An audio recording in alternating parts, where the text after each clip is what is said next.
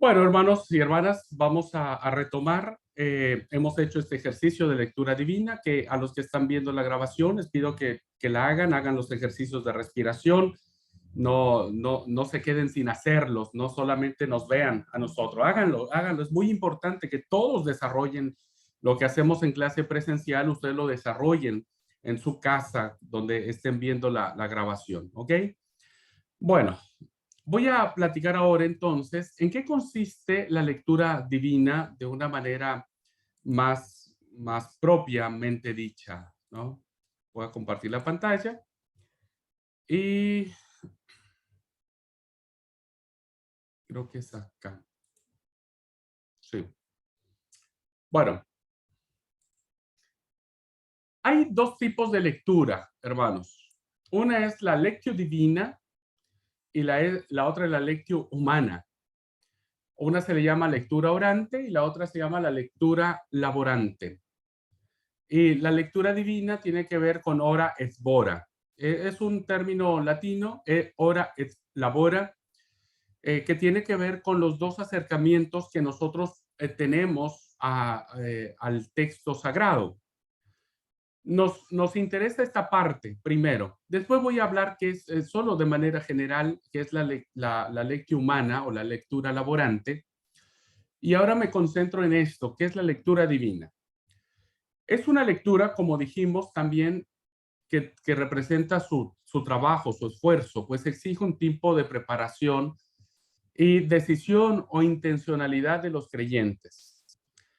Así que el trabajo de este tipo de lectura es más interior, más ir hacia lo profundo de cada uno de nosotros, de la vida de los que creemos. Y podemos distinguir tres momentos especiales en este tipo de lectura. En la lectura orante o la lectio divina, lectura divina. Están en latín estas frases, pero se conocen muy bien, se interpretan bien. Primero, lectio. La lectio, hermanos, es la lectura en sí misma. Y este momento tiene que ver con que debemos iniciar leyendo el texto, leyéndolo. Para ello, hace falta cierta preparación. Y esto es muy importante. Creo que la gran mayoría de nosotros tenemos tiempo en el cristianismo y de alguna u otra manera conocemos las tradiciones básicas que existen en el texto sagrado, pero necesitamos conocer un poco más. Esto no se preocupen cuando lleguemos a la lectura laborante, que viene en esta parte en azul o celeste, este, vamos a aprender. Bien, se pueden elegir, hermanos, ciertos textos para momentos especiales. No todos los textos nos permiten tener lectura divina, ¿no?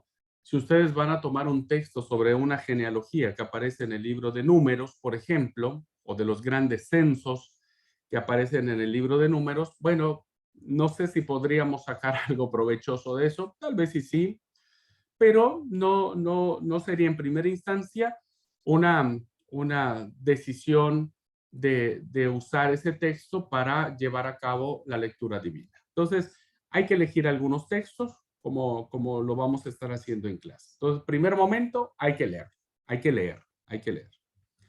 Segundo, meditatio. La meditatio o meditación, ¿no? Es dejar que el texto repose en el silencio interior, pensando en lo leído, como se suele decir, rumiándolo, ¿no? Tenemos que rumiarlo, tenemos que traerlo a la memoria. Esta meditación no solo es intelectual, no solo es a nivel de conocimiento, de conceptos, sino que debe ser, estoy en esta parte leyendo, sino que puede y debe ser también imaginativa. Nosotros tenemos que imaginarnos qué es lo que pasó ahora en este ejercicio de lectura divina. Las familias de todos esos malhechores no aparecían en el relato, pero sí aparecían, porque el escritor sagrado nos dijo quiénes eran estas personas. Si el escritor sagrado no nos hubiera dicho que eran malhechores y no nos hubiera dicho que ellos estaban padeciendo justamente por todas las cosas que hicieron, ¿no es cierto? No entenderíamos los daños colaterales de las decisiones de estos, las familias no nombradas en el texto, pero que están presentes en el texto. Entonces tenemos que usar la imaginación en muchos casos para saber qué es lo que hay debajo del texto.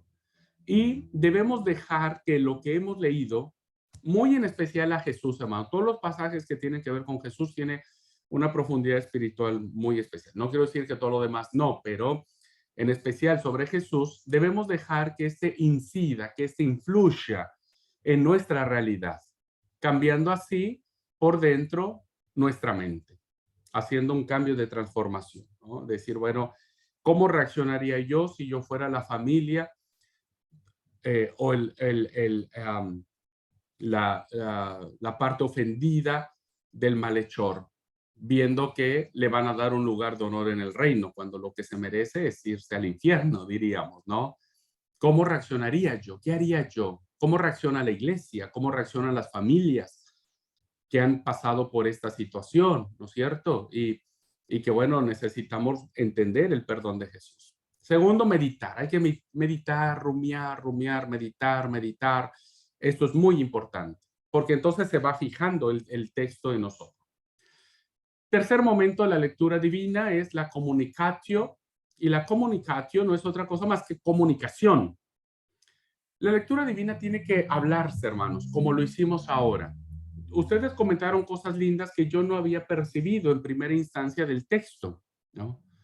Entonces, este momento de la lectura divina es para darse cuenta, es solo para darse cuando hay una lectura comunitaria, o sea, cuando hay varias personas. Esto es muy lindo, hagan estos ejercicios con su esposo, su esposa, con su familia, júntense, hagan lectura divina, hagan círculos en la iglesia, los pastores pueden hacerlo con sus obreros, ¿no? Reunirse y decir, a ver, hagamos lectura divina, hagamos ejercicio primero, respiración, tranqui, ¿no? Y después hacemos lectura divina. Y la idea es que haciendo lectura divina de forma comunitaria, los orantes comunican y comparten su experiencia y así nos enriquecemos todos. Esto es muy, muy lindo, porque entonces lo que yo no vi ahora, ¿no es cierto? Ya ustedes me hicieron favor de ponerme algunos trabajos para seguir meditándolo. Y lo que yo vi les sirva a ustedes también como algo que les permite seguir reflexionando y que ustedes no vieron. Esta es la riqueza que tiene esta forma de leer cuando la comunicamos. En ese contexto, el lector puede hablar con un amigo, con un director espiritual que le acompañe en la lectura. Pueden hacer estos grupos, ¿no? De buscar momentos especiales, intencionados. Recuerden, si no van a tener tiempo para esto, no se metan, no intenten, no van a lograrlo. Necesita haber tiempo y debe haber intención y debe haber muchas decisiones. Pero háganlo con sus pastores, los que son sobrevedores, junten y hagan lectura divina y hagan este tipo de ejercicios. Ahora, cuarto momento de la lectura orante viene a ser la oratio. La oratio no es otra cosa más que la oración. Todo momento de la lectura divina tenemos que estar orando, ¿no? Ahora no lo hicimos en este ejercicio, pero ya lo iremos desarrollando este momento de la oración. Es en la oración, hermanos, cuando uno deja a un lado el texto sagrado y empieza uno a clamar a Dios por lo que estamos leyendo. Es el momento de profundización personal y se entiende como la acogida y la respuesta, de forma que la palabra de Dios se vuelve una fuente de comunicación. Entramos con el diálogo con la palabra, dialogamos con el texto sagrado, ¿no? Y ese diálogo nos permite tener ese encuentro del orante, del que está orando, del que está teniendo este momento, con el Dios de Cristo, ¿no? Con el Padre de Jesús, que viene a ser nuestro Padre, que viene a ser con Cristo mismo. Entonces, esa oración deja de ser una oración superficial y se convierte en algo más interesante. Y la contemplación es el quinto elemento, que ya lo hablé. Más allá del simple pensar y profundizar, está la contemplación, que consiste básicamente en desbordar el nivel de las palabras y empieza a trabajar todo, el espíritu, la imaginación, la creatividad, el alma, el cuerpo, todo. Hay una, hay una explosión de emociones, de sensaciones, de llanto. A muchos terminamos llorando ante algo que estamos leyendo. hay toda una explosión de sentimientos, de cosas, ¿no es cierto? Y porque es el Espíritu de Dios quien está haciendo el trabajo en nuestro interior. Y finalmente, hermanos, tenemos la acción, la actio, que vendría siendo la acción, ya ponerlo en la práctica, llevarlo a ese proceso real de transformación. Al final del proceso está la acción, es decir, el compromiso de seguir a Jesús, de cumplir la voluntad de Dios, sirviendo a los hermanos a favor de la justicia del reino de Dios. Todo cambio de transformación, escuche bien lo que digo, todo cambio de transformación debe ir en función de nuestro prójimo. Nuestro prójimo tiene que ser bendecido por esos cambios de transformación. ¿Okay? Si no, serían egoístas, solo serían para nosotros. Y no tiene que ir en función de nuestro prójimo. ¿Okay? Entonces, tomen en cuenta estos 6 momentos, vayan desarrollándolos y vayan permitiendo que de a poquito se vayan incorporando y esto sea de toda una vida. Háganlo siempre, siempre, siempre, siempre, siempre. Y siempre Dios tendrá una respuesta diferente. Ahora, solo para efectos, hermanos, de no quedarnos con la duda que es una lectura laborante, debemos decir que es una lectura más científica. Esto ya ustedes lo van a ver en otras clases de otras materias durante el seminario. Ustedes van a tener toda una materia de Biblia, ¿no? Que es la que yo doy. Todo lo que tiene que ver con Biblia, yo lo doy. Va a haber clases de hermenéutica, de exégesis, etcétera. Y esta forma de acercarnos al texto, hermanos, viene básicamente con un aspecto más de una profundización del texto en cuanto al conocimiento, ¿no? Entonces, primero hay una crítica textual, es decir, tenemos que mirar cuál es el original del texto, las palabras originales, cuáles son los manuscritos más antiguos, los papiros, los pergaminos.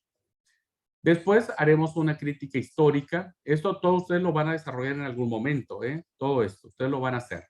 Lo tienen que hacer para llevar a cabo este tipo de lectura laborante.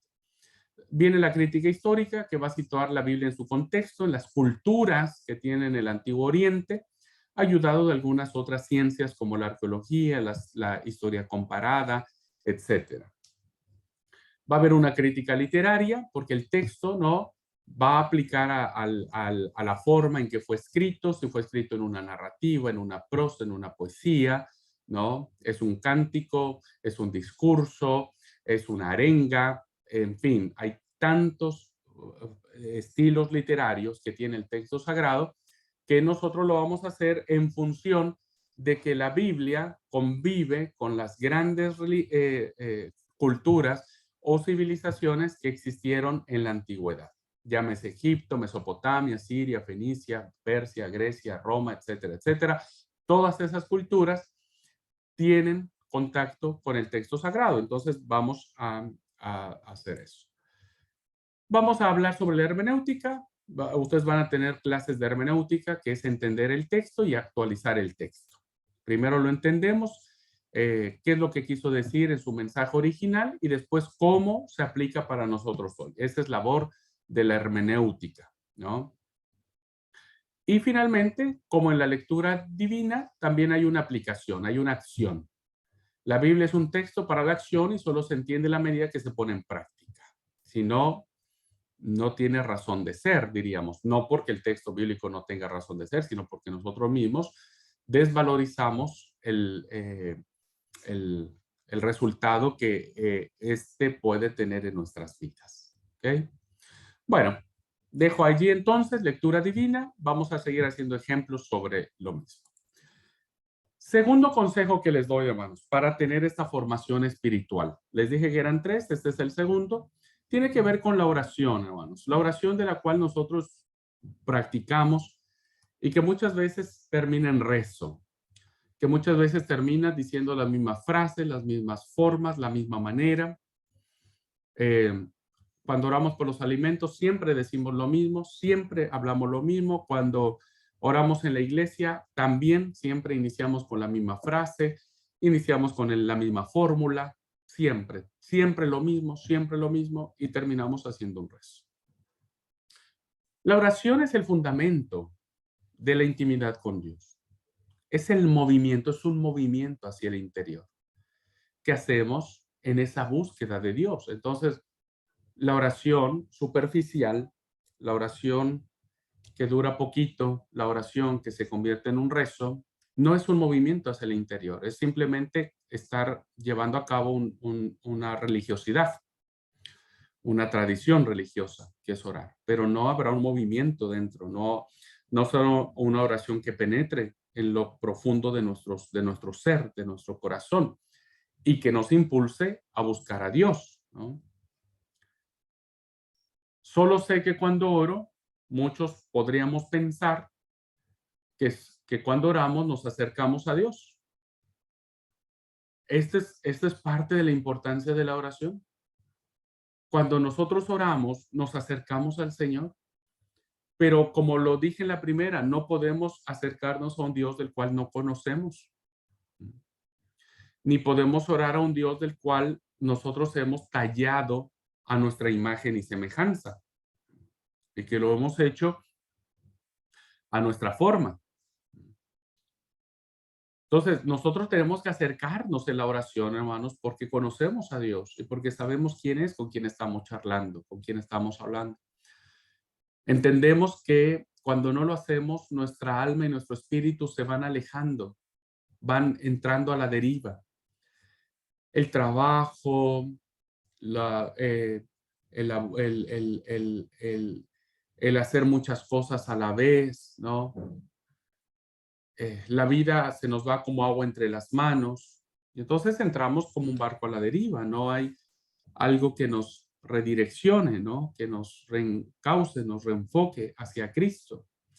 La oración es lo que nos permite hacerlo, es lo que nos permite ser, ¿no? La oración. Una verdadera oración es una oración que nos va a impulsar a tener una relación. A veces, como dije en una clase, eh, actuamos más en una religión que en una relación. La oración debe impulsarnos a mantener una relación con Dios. Una relación seria, genuina, una relación que se comprometa y que se compenetre cada día más. Oramos porque estamos en una relación, por eso oramos, hermano, porque esa relación nos permite ir descubriendo quién es el Señor y enamorarnos de Él y conociéndolo. Oro porque estoy en una relación con Dios en Cristo por medio del Espíritu Santo. Hay una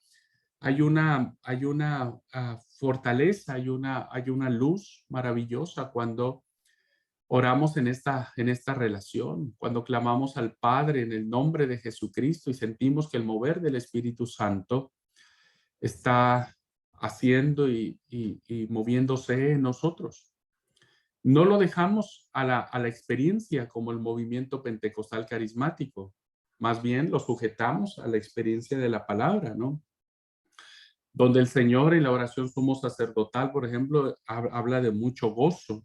Cuando los discípulos vienen después de la encomienda que el Señor les envía de predicar en el envío de los discípulos, dice, cuando ellos vienen y le entregan el informe al Señor, Él hace una oración y dice, me gozo, hay gozo en mi corazón por ustedes. Porque finalmente, hermanos, cosas lindas pasan cuando el motivo de oración está presente. Debemos de alejarnos de las oraciones acartonadas. Debemos alejarnos de las oraciones que solo se las pasan en pedir y en pedir, ¿no? Jamás en rendirse. Debemos alejarnos de esas oraciones, ¿no? Que pretenden manipular a Dios a nuestro antojo y a nuestra forma. Y tenemos que llegar al punto de decir, hágase tu voluntad, Señor. Hágase tu voluntad, ¿no? Debemos alejarnos de esas oraciones que nos hacen fanáticos. Que si porque no se hace de rodillas, Dios no te escucha. Que si porque no lo, porque si lo haces sentado, si oras sentado en el templo, es una falta de respeto. Porque si vos no, sí o sí tenés que orar con los ojos cerrados, porque si oras con los ojos abiertos, eso no es una oración correcta. Traten de orar con los ojos abiertos cuando van manejando, hermanos. Procuren no ser fanáticos de eso y capaz van a cerrar los ojos cuando estén manejando y van a provocar un accidente, ¿no? Traten de alejarse de esas oraciones vanas y superficiales que piensan, como dijo Jesús, que por su mucha palabrería serán escuchadas. Traten de orar con el corazón, conectado con el espíritu, en una relación perfecta, simbiótica, en una relación de vida, de vitalidad, de la espiritualidad de Jesús, de la sabiduría que nos da conocer más al Señor. Desarrollen oraciones profundas. No sé a ustedes si les pasa. A mí me pasa, hermano. Yo lo reconozco. A veces cuando yo estoy cansado, dicen, hermanos, por ahí dicen, y yo a veces doy fe de que así sucede. Si vos no podés dormir, ponete a leer la Biblia. Te puedo asegurar que pronto vas a entrar en profundo sueño. Si no puedes dormir, ponete a orar y seguramente antes de que empieces con Padre nuestro que estás en el cielo, santificado sea tu nombre, ya se te irá. Pero no sé si les pasa a ustedes, hermanos, que a veces cuando oramos, entramos en ese momento en el que nuestra mente nos empieza a jugar unas malas pasadas, ¿no? A veces estamos orando, me pasa a veces muy a menudo a mí, estamos orando y yo empiezo a pensar otras cosas, ¿viste? Empecé bien, ¿viste? Empecé queriendo tener relación con el Señor, intimidad con el Padre. Y se me empiezan a cruzar mis alumnos de primer año, las tareas que tengo que calificar, que no he contestado tal mensaje de tal hermano, que no le he contestado a tal otro. Y bueno, y después digo, ay, sí, señor, sí, estaba yo charlando con vos. Bueno, como te decía, fíjate, oh, que yo tal, y ay, tengo que pagar esto y no sé cómo voy a hacer mañana. Fíjense que a veces el no tener una disciplina espiritual sobre la oración en una profundidad, somos muy sensibles, somos muy vulnerables a perdernos, a desenfocarnos, ¿no? Entonces, tenemos que recuperar oraciones enfocadas, oraciones donde yo cuando empiezo así, yo mismo me reprendo, ¿viste? Yo mismo te digo, pero vos no te podés hacer eso, Abraham. ¿Cómo? Vos estás charlando con el Señor y se te ocurre pensar cualquier cosa. Bueno, de última, meta al Señor en la plática, de última, ¿no es cierto? Y a veces así le hago, bueno, Señor, ya que estoy en esto, bueno, te charlo esto. Fíjate que tengo esto con mis alumnos y el seminario y el diplomado y tantas cosas. Y bueno, trato de meter al Señor, pero finalmente a veces uno termina tan disperso que uno, me imagino que uno termina dejando a Dios sentado ahí, viste, en el living de la casa, ahí sentado al Señor y uno anda por ahí hablando en voz alta por todos lados. Eh, Suele pasar. Debemos orar, hermanos. Una oración profunda no es fácil de hacer, no es fácil, y más para los que siempre estamos apurados. Y más para los que estamos acostumbrados a que así, de esta manera se tiene que orar, sí o sí, y si no, sonaste. ¿No? Dios no te va a escuchar. Hay gente que se atreve a decir eso, ¿no? No creo que Dios te escuche. Y yo, ay, Señor, ¿por qué nos atrevemos a decir cosas? ¿Por qué tomamos el papel que te corresponde a vos? ¿Mm? Pero es porque estamos envueltos en esquemas que no nos permiten movernos ahí. Entonces, hermanos, la oración es entrar en una comunicación, en una conversación, en una comunión. Tres elementos importantes.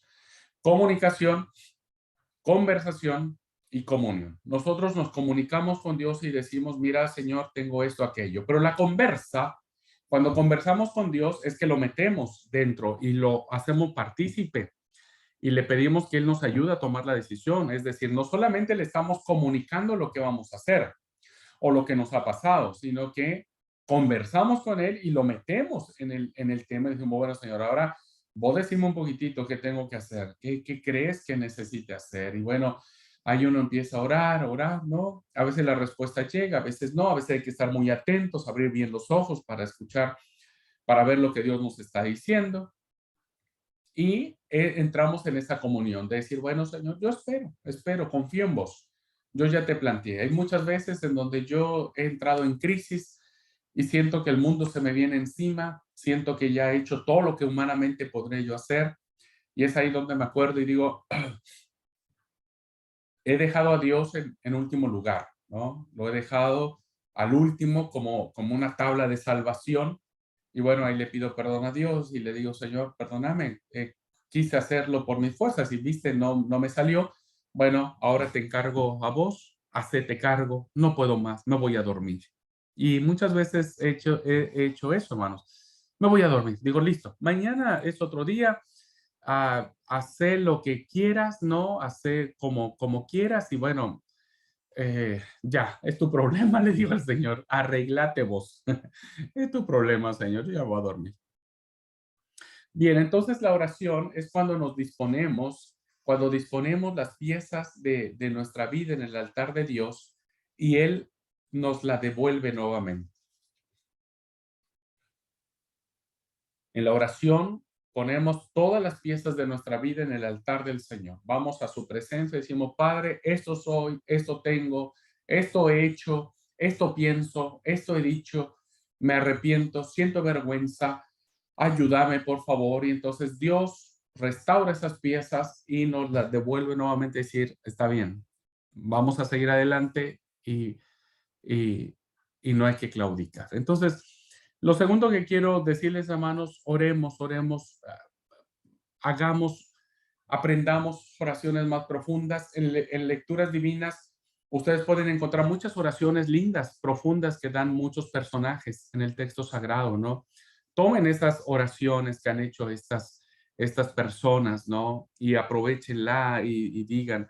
Eh, Les recomiendo dos oraciones cortitas. La oración de Simeón y de Ana son oraciones hermosísimas, cortas, con mucho significado, etcétera. Así es que creo que eso puede ayudar para lectura divina. Oración es el segundo elemento que nos permite a nosotros tener una formación espiritual. Y finalmente, el tercer consejo que les doy, hermanos, busquen dirección espiritual, busquen a alguien que les ayude.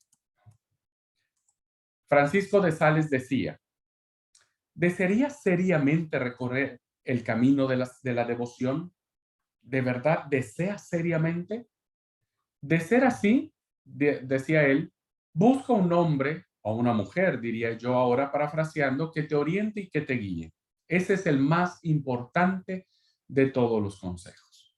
Busquen a alguien, hermanos, busquen a lo que hoy nosotros llamamos un mentor espiritual, un director espiritual, un amigo espiritual, alguien en el cual ustedes puedan ir con una persona con experiencia que ha caminado en los caminos de la fe, que ha entrado en contacto con la vida, ¿no es cierto?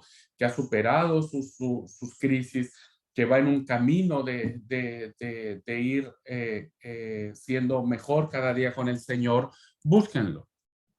Porque la dirección espiritual, este concepto que es muy lindo en un tema de discipulado que yo ahora en los encuentros de alumnos que voy a tener en Misiones, en Buenos Aires, en Entre Ríos, he elegido el tema de discipulado para esto, para ustedes. Quiero compartirles conceptos de discipulado a ustedes como alumnos, ¿no es cierto? Y lo voy a hacer en estos encuentros.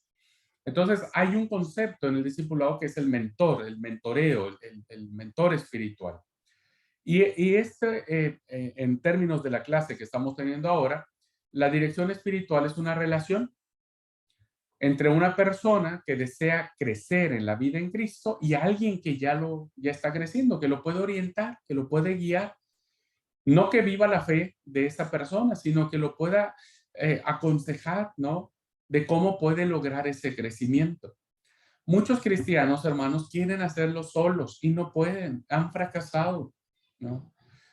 Todos necesitamos la ayuda de alguien, todos. Yo he crecido en Cristo, pero gracias a Dios, Dios ha puesto personas especiales en mi vida, quienes algunos de manera intencionada han sido mis mentores espirituales, otros de manera ocasional han sido mis mentores espirituales, ¿no? A veces los libros, buenos libros de buenos autores, también han sido mis guías espirituales. Sus consejos, lo que ellos han escrito en esos libros, me han ayudado a crecer.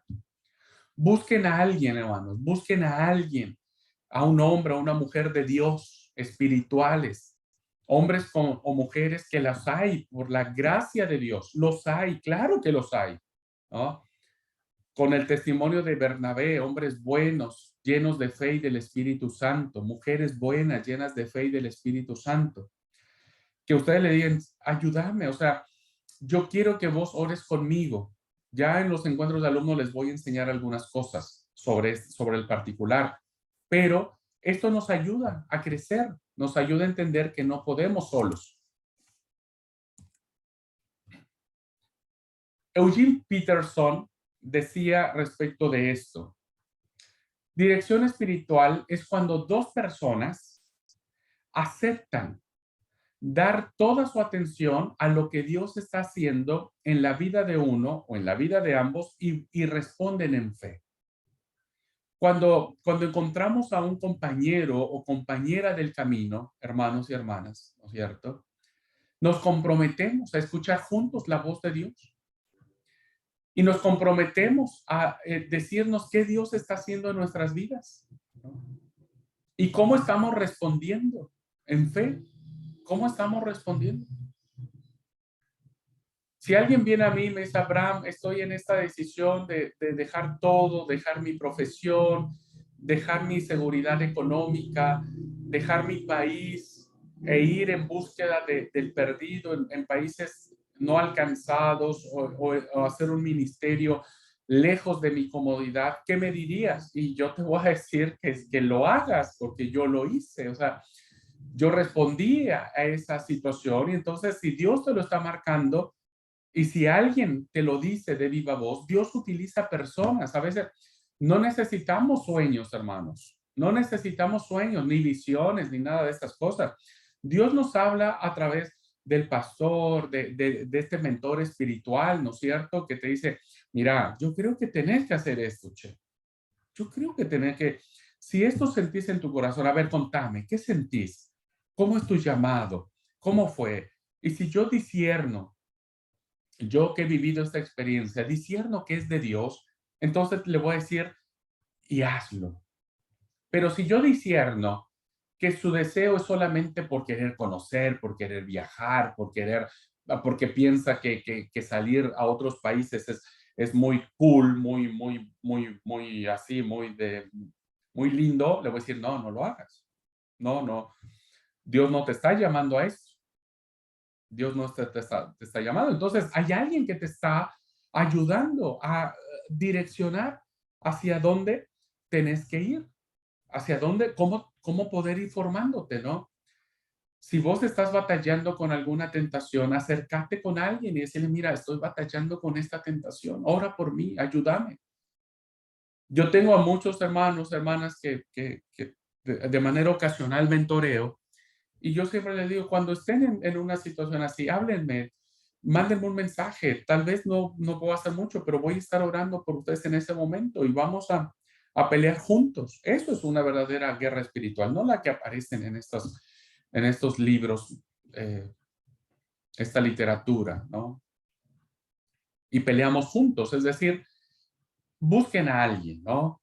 Tal vez ese alguien va a estar muy saturado y te diga, mira, yo no podría, pero hay otras personas, ¿no? Hay otras mujeres, otros hombres que les puedo decir, mira, yo solo quiero que ores por mí. Yo recibí un hermoso mensaje esta semana de una mujer que dijo que estaba orando por mí y por mi esposa. Y ustedes saben que eso hizo lágrimas en mi corazón. De verdad, era decir, qué lindo. O sea, uno no puede sentirse autosuficiente, jamás. Y escuchar que alguien está orando por ti, ¿no? A veces uno pensaría, no, pues los pastores no necesitamos que oren por ellos. El pastor siempre es el que va y que ora y que unge y que aconseja y demás. Y la verdad que a veces los pastores necesitamos que alguien también ore por mí de manera intencionada, que alguien diga, yo este día y esta hora he preparado y reservado solo para orar por usted, ¿no? Eso es lindo, o sea, la verdad, hermanos, eso es transformador. Eso es, no sé, yo lo siento. A veces cuando me siento desanimado, encuentro fuerzas con mi esposa porque sé que alguien me está respaldando espiritualmente. Hay poder en la oración, alguien está allí sosteniéndome. Bueno, busquen también ustedes, alguien que los acompañe, que los guíe y que juntos puedan responder en fe. Los directores espirituales, hermanos, ¿no? Nos escucharán, nos ayudarán a responder a Dios con mayor libertad, nos darán como la certeza, ¿viste? De decir, mira, ya tal persona me dijo que sí, tal persona me dijo que sí, creo que es de Dios, vamos adelante, ¿no? Nos ayudarán a responder, nos indicarán disciplinas espirituales que nos ayudarán a crecer, digamos, bueno, vamos a orar juntos, ¿te parece? Oramos juntos, tal día nos comprometemos, oramos juntos. O lee este pasaje de la escritura, o lee este libro que te va a ayudar, ¿no? Los directores espirituales, hermanos, aquellos hombres y mujeres que están dispuestos en invertir en la siguiente generación, nos amarán y orarán por nosotros.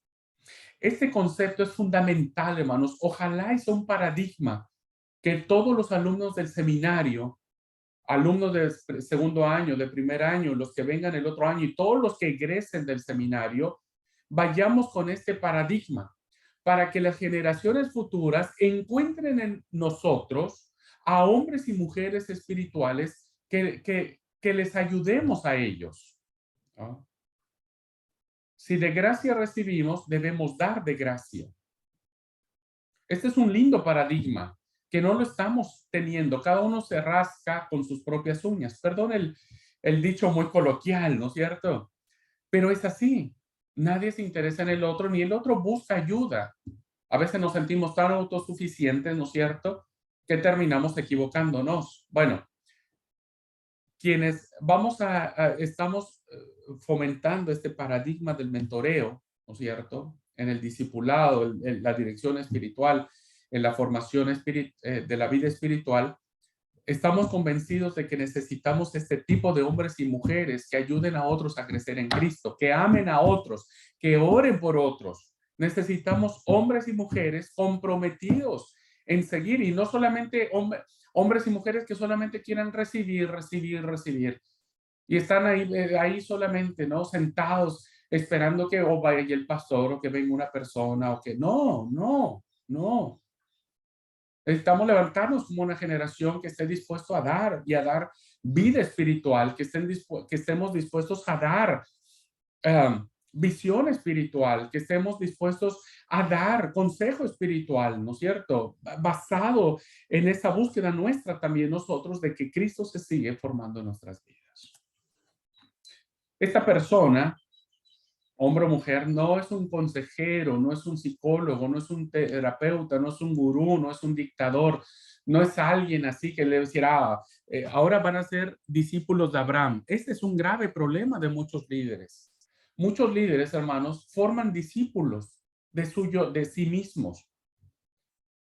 El día que yo escuche a alguien que diga, yo soy discípulo de Abraham, ese día se va a tronar el Sinaí, hermanos. Ese día van a ganar un reto impresionante. Pero yo no quiero que nadie me siga a mí.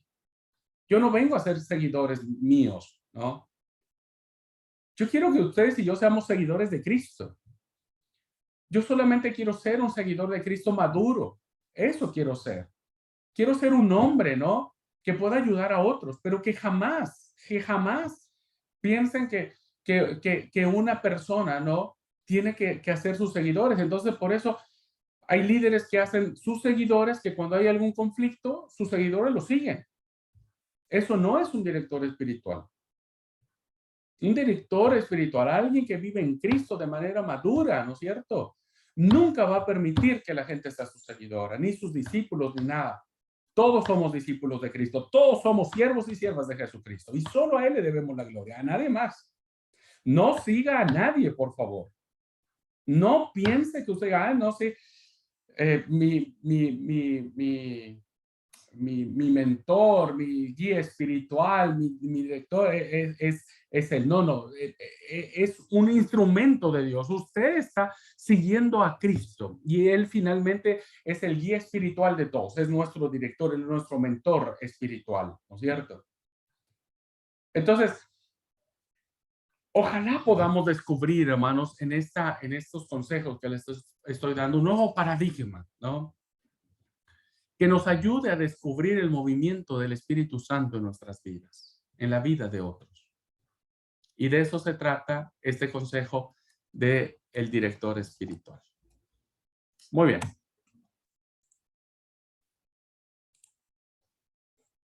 Y es así como termino esta clase, estas reflexiones que tuvimos esta semana, que inicia con esta pregunta, ¿no? ¿Quién es Cristo para nosotros hoy? Y que deseo de todo corazón, hermanos, que Cristo se siga formando en nosotros, en el seguimiento, en todo esto que hemos reflexionado, ¿no?